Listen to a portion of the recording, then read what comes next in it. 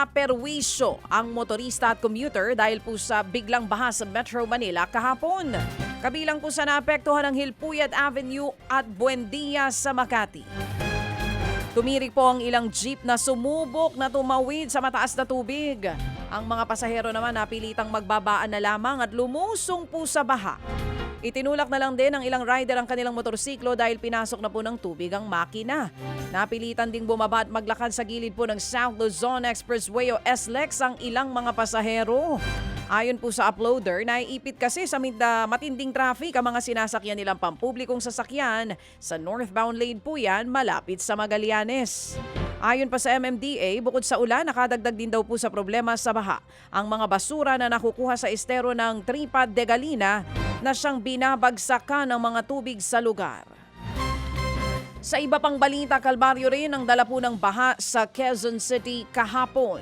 Lampas taong baha ang naranasan po ng mga residente ng Barangay Tatalon.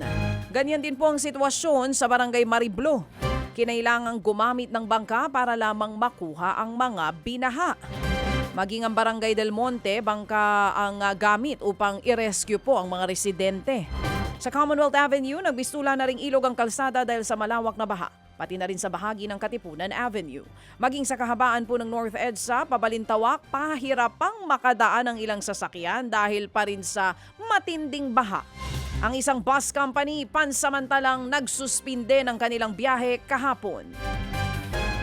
Stranded po ang maraming commuters sa Maynila dahil sa baha. Naku, wag naman sana ngayong araw maulit ito ha. Hindi nga po nakabiyahe ang mga jeep maging ang e-bike. Pahirapan din sa pag-book ng mga motor taxi at TNVS ang mga biyaherong pauwi. Bukod po dyan, mahaba rin ang pila sa LRT station habang siksikan at tayuan na sa mga bus. Nagmistulang ilog sa kalsada po sa Espanya sa Maynila.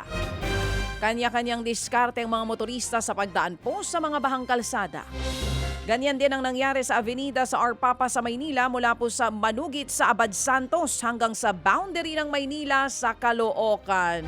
Mga kapatid, patuloy po kayong tumutok sa 105.9 True FM para sa totoong balita, impormasyon, music and entertainment. Mag-subscribe sa aming YouTube channel at podcast at sundan nyo kami sa Facebook, Instagram, X at TikTok sa True Network PH. Bisitahin din po ang aming official website, truefm.ph. At panoorin din kami sa True TV Signal, Channel 19. Kami po ang 105.9 True FM. Laging true sa'yo, kapatid.